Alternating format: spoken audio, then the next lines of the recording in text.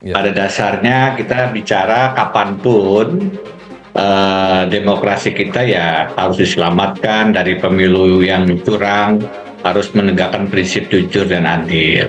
Kalau bicara pemakzulan, itu bukan barang yang diharamkan, tentu saja prosesnya kita sama-sama paham, tidak mudah, dan itu senjata yang pamungkas. Karena kita sama-sama mengerti, berbeda dengan sistem parlementer yang lebih dinamis, Perdana Menteri bisa setiap saat ketika kehilangan dukungan mayoritas di parlemen, mendapatkan mosi tidak percaya, bisa gugur dari pemerintahan.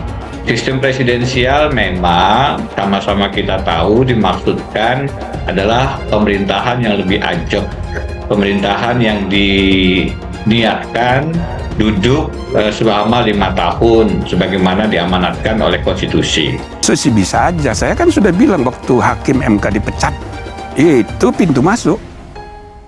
Kan dia bisa bikin perpu memperpanjang masa jabatan seenaknya. Toh DPR sudah dikuasai, nanti kalau sudah disetujui, jadi pintu masuknya itu banyak. Tapi Masuk apa dasarnya Hakim Aswanto diberhentikan? Nah, saya sudah bilang sama Pak Mahfud sebagai Menko, dasarnya begini nggak boleh. Nah, tapi alasannya ini kan sudah dari DPR, berarti cara berpikirnya sangat formalistik prosedural, bertentangan dengan teori Mahfud sendiri. Keadilan substantif, demokrasi substantif, kan gitu kan di bukunya dia soal ceramah. Ini sangat prosedural. Alasannya itu, oh nggak bisa, ini sudah ada DPR. Nah, dia politisi sehingga menunggangi. dia itu siapa?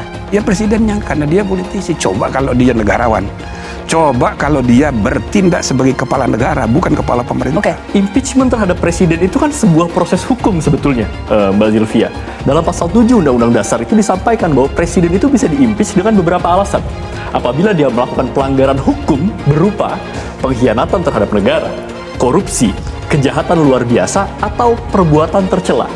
Jadi apabila presiden melakukan perbuatan tercela, maka ada saluran hukum yang bisa ditempuh. Apa itu? Impeachment. Nah, kita bisa melihat seperti yang Pak Khairul Umam tadi sampaikan, gejala-gejala yang sudah terjadi saat ini. Misalnya, nah saya khawatir presiden ini memainkan strategi bad cops, good cops. Kembali ke penundaan pemilu misalnya. Desember 2019, Pak Presiden sangat tegas bilang, orang-orang yang mewacanakan penundaan pemilu itu kalau bukan cari muka, itu menampar muka saya. Itu kan tegas sekali. Tapi beberapa bulan setelahnya yang kita lihat justru apa? Menteri-menteri beliau mewacanakan penundaan pemilu dan lain sebagainya. Upaya Jokowi menjegal Anies Baswedan mulai terendus. Ex orang istana buka-bukaan. Memang ada gerakan sistematis. Dikutip dari Warta Ekonomi Jakarta, Guru Besar Hukum Tata Negara sekaligus mantan Wakil Menteri Hukum dan Hak Asasi Manusia Wamenkumham Denny Indrayana menduga ada upaya Presiden Joko Widodo menjegal Anies Baswedan di Pilpres 2024. Hal ini disampaikan Denny bersamaan dengan surat terbuka yang ditulisnya untuk meminta DPR melakukan pemakzulan kepada Presiden Jokowi. Dalam surat itu, ia menyampaikan 3 poin pelanggaran yang diduga dilakukan Jokowi, termasuk upaya penjegalan ke Anies. 1.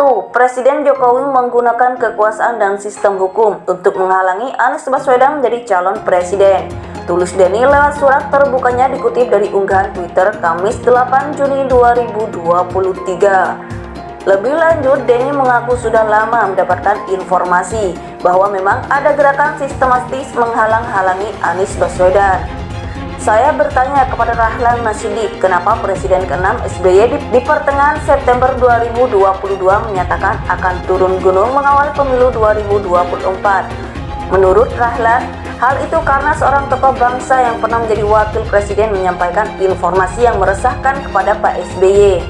Sebelumnya, sang tokoh bertemu dengan Presiden Jokowi dan dijelaskan bahwa pada Pilpres 2024 hanya akan ada 2 capres. Tidak ada Anies Baswedan yang akan dijerat kasus di KPK, jelas dia. Dengan demikian, Denny menyampaikan hak angket DPR harus dilakukan untuk menyelidiki apakah ada tangan dan pengaruh kekuasaan Presiden Jokowi yang menggunakan KPK, Kejaksaan Agung, dan Kepolisian untuk menjegal Anies Baswedan menjadi kontestan dalam Pilpres 2024. Poin kedua, Denny menduga Jokowi membiarkan Kepala Staf Kepresidenan Muldoko mengganggu kedaulatan Partai Demokrat dan ujungnya pun menyebabkan Anies Baswedan tidak dapat maju sebagai calon presiden dalam Pilpres 2024. Ketiga, lanjut Denny, Jokowi menggunakan kekuasaan dan sistem hukum untuk menekan pimpinan partai politik dalam menentukan arah koalisi dan pasangan Capres-Cawapres menuju Pilpres 2024. Berbekal penguasaannya terhadap pimpinan KPK yang baru saja diperpanjang masa jabatannya oleh putusan MK, Presiden mengarahkan kasus mana yang dijalankan dan kasus mana yang dihentikan, termasuk oleh kejaksaan dan kepolisian, katanya. Menurut advokat tersebut, bukan hanya melalui kasus hukum, bahkan kedaulatan partai politik juga diganggu jika ada tindakan politik yang tidak sesuai dengan rencana strategi pemenangan Pilpres 2024. Denny mencontohkan soal kejadian yang menimpa Suharto Marwarfa yang diberhentikan sebagai ketua umum partai. Ketika saya bertanya kepada seorang kader utama P3, kenapa Suharto dicopot? Sang kader menjawab, ada beberapa masalah, tetapi yang utama karena 4 kali bertemu Anies Baswedan, tegas Denny. Guru Besar Hukum Tata Negara sekaligus mantan Wakil Menteri Hukum dan Hak Asasi Manusia Wamenkumham Denny Indrayana menduga ada upaya Presiden Joko Widodo menjegal Anies Baswedan di Pilpres 2024. Hal ini disampaikan Denny bersamaan dengan surat terbuka yang ditulisnya untuk meminta DPR melakukan pemakzulan kepada Presiden Jokowi. Dalam surat itu, ia menyampaikan 3 poin pelanggaran yang diduga dilakukan Jokowi, termasuk upaya penjegalan ke Anies. Sebelumnya, sang tokoh bertemu dengan Presiden Jokowi dan dijelaskan bahwa pada Pilpres 2024 hanya akan ada 2 capres. Tidak ada Anies Baswedan yang akan dijerat kasus di KPK, jelas dia. Dengan demikian, Denny menyampaikan hak angket DPR harus dilakukan untuk menyelidiki apakah ada tangan dan pengaruh kekuasaan Presiden Jokowi yang menggunakan KPK, Kejaksaan Agung, dan kepolisian untuk menjegal Anies Baswedan menjadi kontestan dalam Pilpres 2024. Jokowi menggunakan kekuasaan dan sistem hukum untuk menekan pimpinan partai politik dalam menentukan arah koalisi dan pasangan Capres-Cawapres menuju Pilpres 2024. Berbekal penguasaannya terhadap pimpinan KPK yang baru saja diperpanjang masa jabatannya oleh putusan MK, Presiden mengarahkan kasus mana yang dijalankan dan kasus mana yang dihentikan, termasuk oleh kejaksaan dan kepolisian, katanya.